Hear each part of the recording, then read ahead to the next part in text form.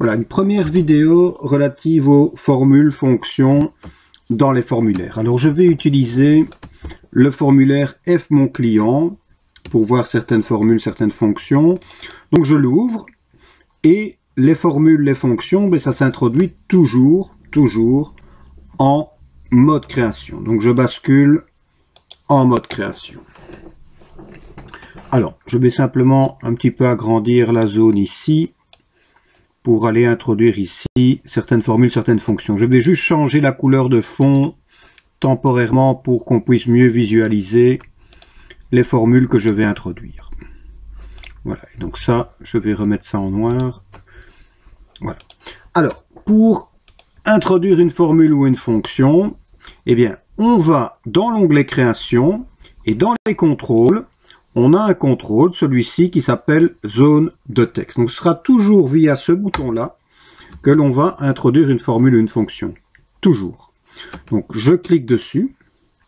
Je vais dans mon formulaire, là où je souhaite insérer la formule, la fonction, et je clique. Et en cliquant, je vais avoir un cadre indépendant. C'est dans ce cadre-là que je vais introduire ma formule ou ma fonction. Et j'ai une étiquette texte que je pourrais éventuellement modifier. Alors ici, je n'ai pas besoin de l'étiquette, donc je vais la supprimer, je clique dessus et j'appuie sur Delete. Alors, je vais juste agrandir la taille, comme ça on verra mieux. Voilà. Voilà. Alors, une première fonction, pardon, qui permet d'insérer la date du jour. Eh bien, dans le cadre indépendant, je peux taper égale date, j'ouvre et je ferme la parenthèse. Et quand je vais cliquer en dehors, ben ma fonction est introduite. Si je vais voir en mode formulaire, eh bien, j'ai bien la date d'aujourd'hui. Cette date, naturellement, se mettra à jour. Si je reprends mon formulaire demain, ben, j'aurai la date de demain. Je peux, si je le souhaite, comme dans Excel, changer l'apparence de la date. Donc ici, on a un format date court. Si on souhaite un format date long, eh bien, il suffit de cliquer dessus, en mode création, rentrer dans les propriétés de l'élément sur lequel on a cliqué, donc cliquer sur les feuilles de propriétés, et dans la propriété format, eh bien on choisit tout simplement un format.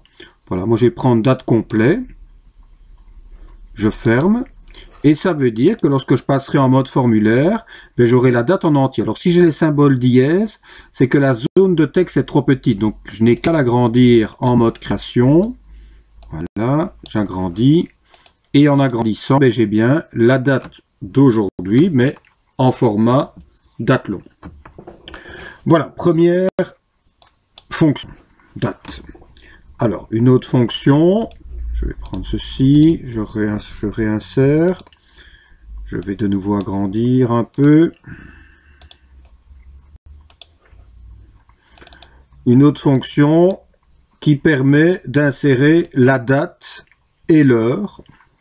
C'est la même que dans Excel, donc c'est la fonction égale maintenant, j'ouvre et je ferme la parenthèse.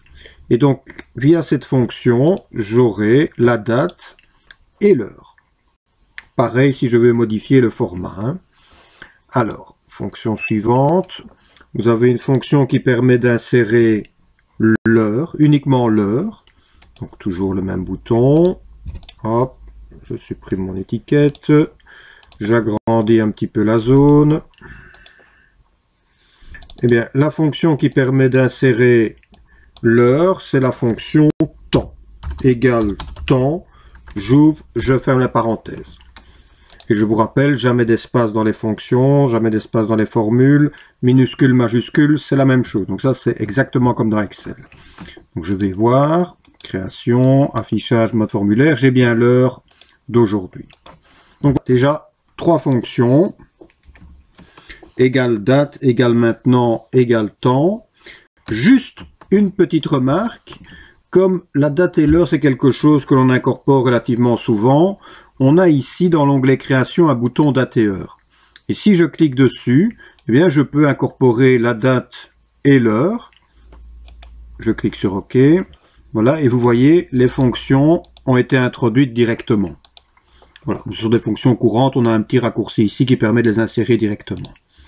Voilà, je vais supprimer ça. Voilà. Alors, une formule maintenant. j'aimerais bien avoir dans une même zone le numéro de client et le nom de compagnie. Donc juste une zone de texte dans lequel j'aurai mon numéro de client, 2 points à côté et le nom de la compagnie juste à côté. Alors, je passe en mode création. Je vais supprimer mon champ numéro client, mon champ nom compagnie. Je ne veux pas que ça fasse des doublons. Et ensuite, j'utilise mon bouton AB. Je clique pour incorporer ma fonction. Je vais supprimer l'étiquette. Et je vais juste bien agrandir, histoire que l'on visualise bien ça. Alors, la fonction B, on va simplement lui dire que ce que l'on veut, c'est le champ numéro client. Donc, c'est égal le champ numéro client. Attention à l'orthographe. Attention à l'orthographe. Ça doit être orthographié de la même façon que ça a été créé dans la table T client. Et je vous rappelle qu'on n'avait pas mis d'espace dans les noms des champs. Tout simplement, en ne mettant pas d'espace, je ne dois pas mettre mon champ numéro client entre crochets.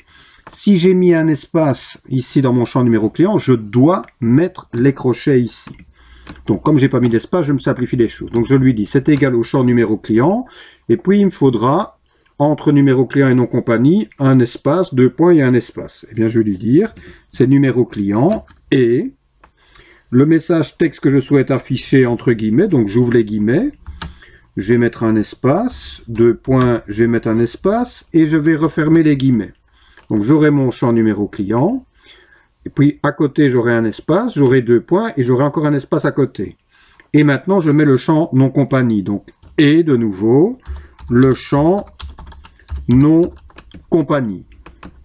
Vérifie l'orthographe. Voilà. Je clique pour valider. Alors, Access va un petit peu changer la syntaxe. Vous voyez qu'il a mis de lui-même les crochets. Voilà, donc je lui demande, tu affiches le champ numéro client et un espace, 2 points, un espace et le champ nom compagnie. On va vérifier en mode formulaire. En mode formulaire, j'ai bien dans une même zone le numéro de client, 2 points et le champ nom compagnie. Si je visualise les autres enregistrements, ben, vous voyez que ça a été fait pour tout le monde. Donc on a regroupé au sein d'une même zone le numéro de client et le nom de compagnie. Voilà pour cette vidéo.